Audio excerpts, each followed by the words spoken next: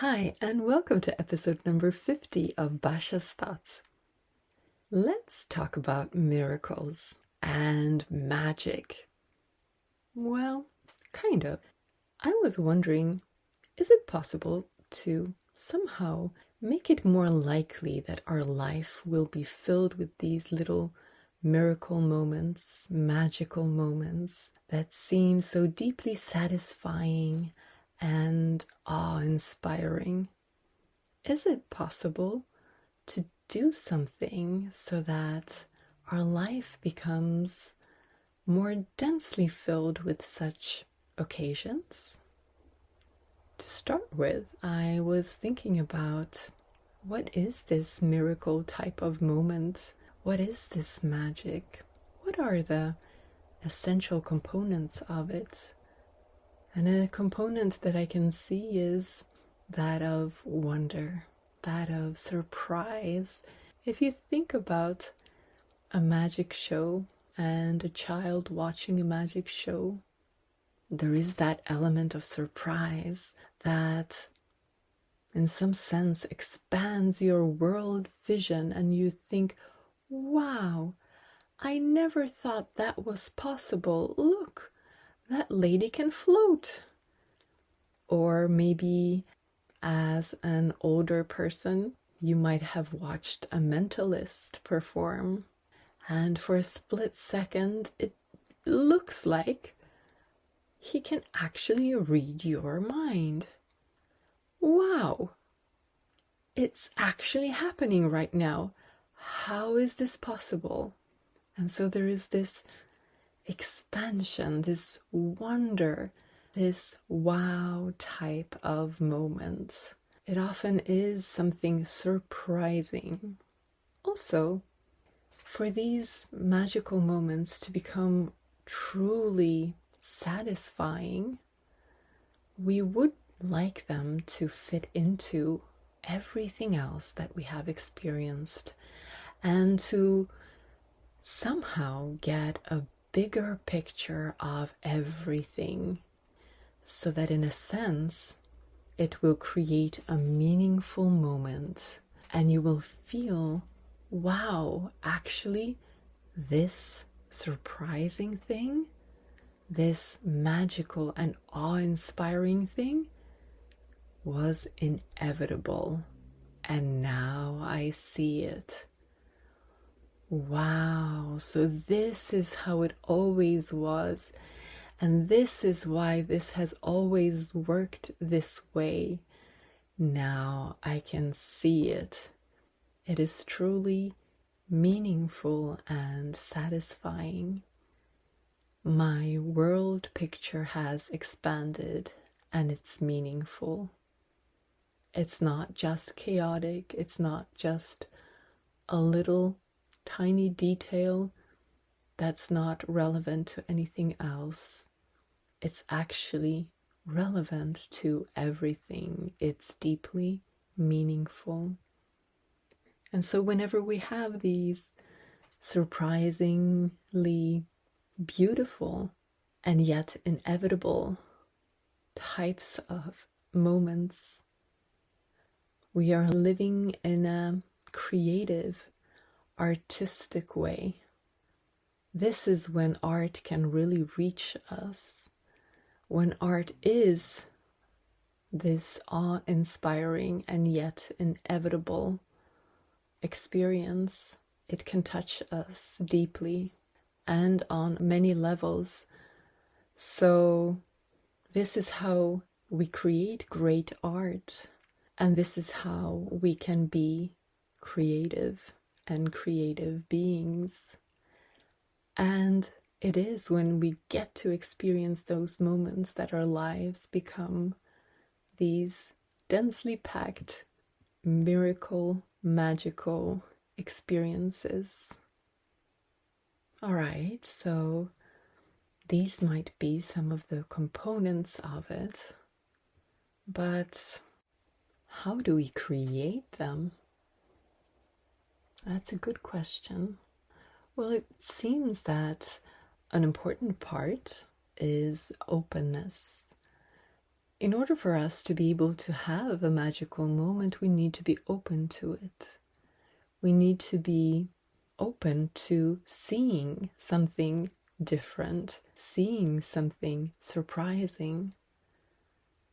If we're not open, then we will insist upon our old explanations, and we will throw out any new data that comes in. We will only focus on what we already know. We might feel more secure.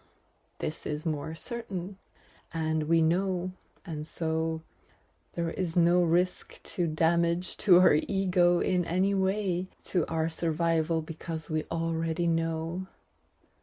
And yet, by knowing, we experience a sort of death, the death of creativity and possibility of a life of miracles.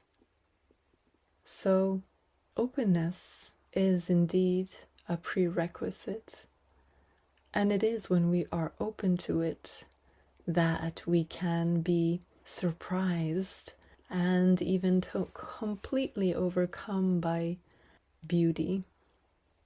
See, we might start with an intention of wanting to look for beauty, wanting to see more beauty, and that can be quite helpful, especially if we are already accustomed to looking for problems. Well, then this intention can be quite helpful. But intending to see beauty, intending to find beauty, is not quite as powerful as being completely overcome by beauty, so that we are stopped in our tracks and we almost cannot breathe because we experience the beauty of something. For that to happen, we need the openness. So, beauty and openness seem to be two parts that will be needed for our life of miracles. But how do you get more openness? Well, you could practice, I suppose. You could practice openness in all kinds of ways. You could practice physical openness, that is relaxation. Instead of having tense muscles, you physically relax them. And then you can move to more subtle ways of openness, which is your mind and your thoughts, and just opening up your thoughts, relaxing your thoughts, relaxing your emotions, relaxing your sensations of all sorts, and trying to experience what that is like. What is it like to open up my mind, open up my emotions, open up my thoughts? Can I open up my insights? How do I open up my understanding and allowing for that experience? The more we practice it, the more we prep ourselves for those amazing experiences of beauty that spontaneously start arising. And if we combine the practice of openness together with this intention of looking for beauty, well then, that synergy might just bring us some of these amazing experiences sooner or later. Also, to be open and to be creative, to be able to move in that space of creativity, an enemy of it is fear. And yet, if it is an enemy we start fighting, well then the energy we put into the fight will actually enable the enemy. And so it's not quite helpful to see it as an enemy. And yet fear is that which will tend to close us down as opposed to opening us up. And fear is that which will hyper-focus us on very small parts of our experience and make it very difficult to experience any kind of beauty, wonder, creativity. So whenever we choose fear, we choose to close down this creative and open, beautiful part of ourselves. Of course, embracing fear, whenever it does arise, we can see it as a child that is being embraced, that is allowed to exist, that is acknowledged, and yet not given all the focus, so not enabled, not fed more and more in that direction. Just let be in peace and love, and our choice moves towards love, the embracing of it. And I talk of fear because it is something that is very strong in our society right now. In this global civilization that we have right now, we have powers, great powers, that wish to remain in power, and a way of doing that is to try to control. And one of the old ways of controlling is that of controlling through fear, by creating all kinds of situations, focusing people on fear and then controlling, because they will know that whenever you focus someone on fear, you know what the person will be thinking, what kinds of choices will be coming up. And so very quickly you can make that person act in a particular way. You can make them give up their rights so that they feel protected. And then you keep the rights. And then you get to do a lot more than you were able to do before. And so fear is a part of the control mechanism that we see in the world today. And it comes up so frequently. And we are trained in fear. We are trained to be afraid of all kinds of things. Even in societies that are actually not much more dangerous than they were, say, 50 years ago, everything seems a lot more dangerous. Even things such as kids playing outside. Maybe if you actually look at the crime rates in a society, they are what they were before. And yet today, children are not allowed to go outside and play. This is very rare nowadays, and yet this was how most kids were growing up before. Just telling mom, hey, I'm going out to play with my friends. Okay, come back in an hour for lunch. And so we have been trained to become more fearful. We can start to look at the places where we are trained in that way. The media are very good at training us in that manner. And so if we focus on the media, if we listen to the news every day, for whatever reason, and it may be a very good reason, it is interesting to notice how much it is actually also training us in fear. So by looking at how we spend our day, we can probably identify pretty quickly what kinds of messages we are getting from everything. Whenever I, say, talk to my friends at work, what is it we talk about? What kind of messages are we actually reinforcing day in and day out? Are these messages of fear? Are these messages that make me more afraid? Make me think like I have to do something now, quickly, And I'm not allowed to actually look at the bigger picture. Whenever you listen to the news, what kinds of messages are being reinforced? Whenever whatever it is you do throughout your day, what kinds of messages are reinforced? And just going through a day, you will probably pretty quickly identify the parts where you choose to program in more fear into your life. Perhaps sometimes it's not necessary. And so by avoiding that, we can reduce the fear. And by reducing the fear, we can become more open, more present to what is, and more aware of the beauty around us. And thereby more likely to both create in such beautiful ways that are both surprising and deeply meaningful and connecting. And we will be able to see that around us as well.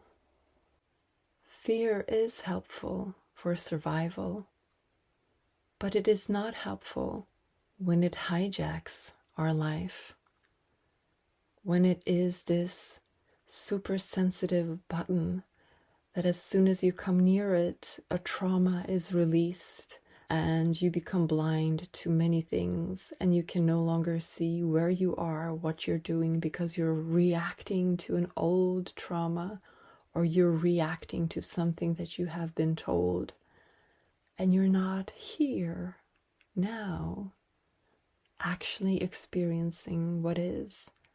And from here, being able to find amazing solutions that might actually be quite obvious sometimes, but only to those who are present and able and open to seeing them.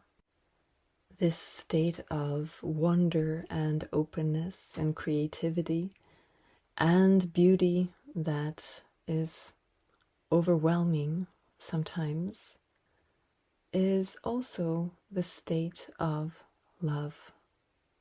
Love is the unifying. It is the essence of who we actually are, and it is the same as beauty. It is the same as that wonder and bliss. The longer we stay in that state, the more we can actually do to solve all kinds of problems, and the more beautiful and inspiring and creative our life becomes. I'm reminded of a quote that I do not recall where it comes from, but it says something like, all love eventually becomes help. So when we live a creative, awe-inspiring, open, meaningful, beautiful life, when we live in that state of love, then we will automatically be able to share that with others. Just by being, it will inspire beauty in others. It will eventually become help, and the most beautiful type of help that we can imagine. Because with love we have unity, and when we act from that, when we act from the divine, you could say, when we act from our essence, well, then we act from a state of oneness, which means that we act in a way that is best for all, including ourselves. So it's not best for me, or it's not best for the others. It comes from another space, the essence of ourselves, the divine, you could say, and we act from divine inspiration.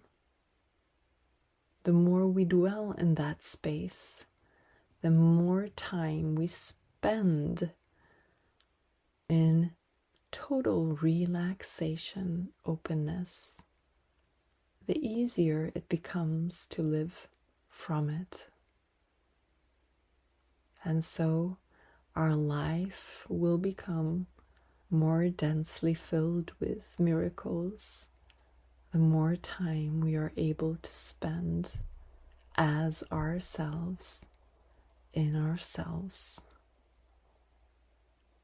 That was it for today. I might talk to you in another podcast episode. Take care.